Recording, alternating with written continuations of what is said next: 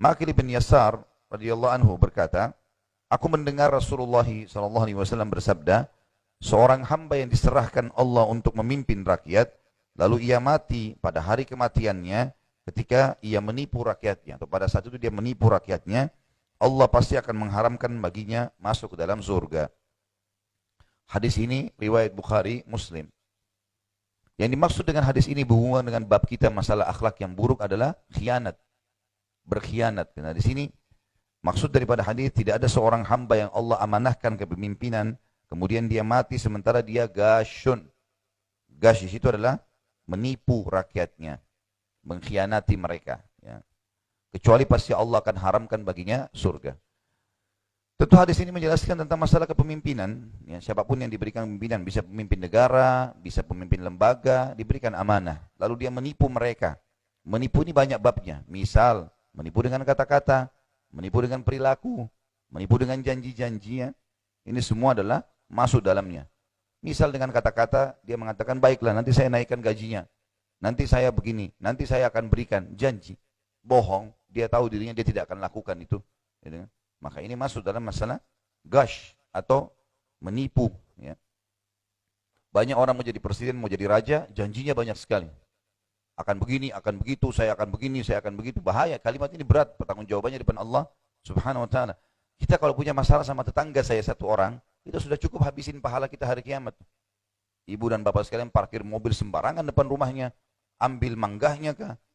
Atau apalah, kita ganggu tetangga itu. Ya. Yang punya pohon mangga ketawa rupanya. Jadi seperti itulah. Ya. Bagaimana seseorang itu merusak hubungan sama tetangganya saja, satu orang, apalagi kalau tiap hari dia bermusuhan dengan tetangganya, sudah cukup habisin pahalanya. Bagaimana kalau dia menipu rakyat yang banyak?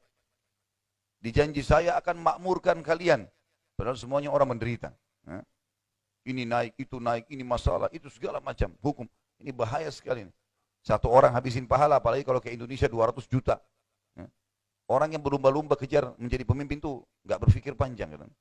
Berat itu, tanggung jawabnya berat hari kiamat itu. Kita tahu para sahabat lari dari kepemimpinan, lari tidak mau sembarangan, walaupun mereka layak untuk itu. Nggak ada yang secara khusus mengejar gitu. Kecuali kalau sudah ditunjuk harus ya kepepet keadaannya baru mereka ambil alih. Kalau enggak mereka nggak mau lari.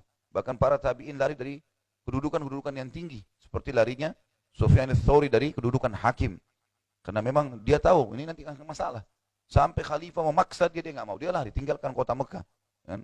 Karena memang dia merasa dia tidak layak, dia tidak mau, takut nanti salah hukum ada musuh pada hari kiamat. Gitu kan? Jadi harusnya orang berpikirin hati-hati dalam masalah ini. Kata-kata bisa juga masuk dalam dari janji-janji atau perilaku atau gerakan-gerakan ya, tubuh. Ya biasanya ada orang memberikan isyarat, tapi dia menipu misalnya dengan isyaratnya, memberikan dukungan yang salah. Mungkin dengan kedipan matanya, mungkin dengan isyarat mulutnya menganggap remeh orang lain, mungkin dengan tangannya. Ini semua masuk di dalam masalah gash atau menipu orang lain. Menipu orang lain gitu kan. Ada orang kinerjanya buruk tapi kasih jempol gitu kan. Salah ini, nggak boleh menipu orang. Salah ya salah. Seorang muslim hidupnya jelas.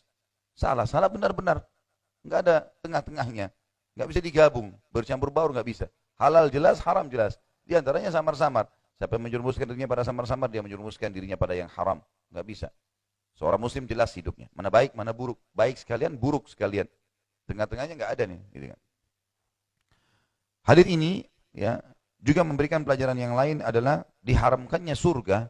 Yang dimaksud diharamkan surga di sini Bapak Ibu sekalian adalah diharamkan sampai dosanya bersih di neraka kalau dia orang muslim. Karena kita tahu tidak akan kekal di dalam neraka kecuali 3 golongan, kafir, musyrik, dan munafik. Kalau orang ini muslim, dia menjadi pemimpin misalnya, kemudian dia menipu rakyatnya, janji-janji segala macam, tapi dusta. Dia nggak jalankan, sampai jabatannya habis misalnya. Maka ini berarti, dan dia tidak sempat minta maaf, tidak sempat mengembalikan hak-hak mereka, meninggal, akan habis pahalanya, masuk ke neraka. Diambil oleh orang-orang yang sedang dia zalimi. Kalau dosanya sudah bersih di neraka, masuk ke surga tentunya. Jadi ini maksud dengan diharamkan untuknya surga, bukan terharamkan abadi, terharamkan sementara sampai dosanya bersih. Dan ini sudah umum pendapat ahli sunnah wal jamaah, para ulama menjelaskan tentang asi mu'min, orang-orang mukmin atau muslim yang berbuat dosa dan meninggal tidak sempat taubat, menjadi penyebab mereka masuk neraka, ini hanya sebatas sampai bersih dosa-dosanya. Setelah dosanya bersih maka dia akan masuk ke dalam surga kecuali memang dia batalkan keislamannya. Murtad misalnya, musyrik, ya, menyembah-nyembah kuburan dan seterusnya yang pernah kita jelaskan masalah musyrik, kemudian munafik, pura-pura Islam. Nah, ini baru kekal. Memang ini akan mengekalkan mereka di api neraka dan Allah akan bongkar semua itu tentunya pada hari kiamat. Tidak ada yang tersembunyi. Makanya sabda Nabi SAW yang berbunyi, tidak ada seseorang yang dalam hatinya ada sebesar biji sawi dari la ilaha illallah kecuali masuk ke dalam surga. Berarti memang keluar nanti dari neraka. Dalam hadis yang lain, hadis sahih juga riwayat Bukhari, kata Nabi SAW, sungguh Allah pasti akan mengeluarkan orang-orang yang dalam hatinya ada seperti biji sawi dari keimanan, sementara mereka sudah hangus seperti kayu yang rapuh dimakan oleh api. Jadi mereka akan dikeluarkan tentunya. Jadi di sini bukan pengharaman surga abadi, tetapi akan sebatas dibersihkan dosanya. Cuma memang berat, ya. Berat.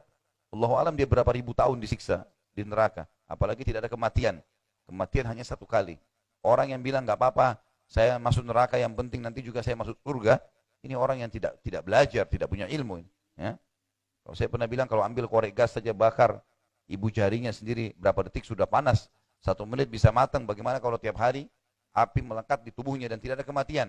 Hangus dikembalikan lagi. Untuk apa? Tidak ada gunanya. Sementara memang akhlak-akhlak yang buruk atau dosa-dosa ini Bapak Ibu sekalian, tidak ada gunanya sama sekali. Allah benci, ancamannya berat, dibuat juga manusia benci. Saya sering ulangi istilah ini. Kalau misal ada orang yang durhaka sama orang tuanya, jahat sama tetangganya, lisannya tidak baik, suka ngambil hak orang lain, dan seterusnya. Maka pasti Allah benci itu. Allah buat manusia benci, orang sekitarnya tidak suka berteman, dan ancamannya berat. Kenapa nggak jadi orang baik saja? Nah, orang baik bagus sekali. Orang yang bakti sama orang tua, orang yang suka bantu orang, ya senyum, ramah. Allah suka, janji pahalanya besar karena punya akhlak yang baik, dan juga dia disukai oleh manusia.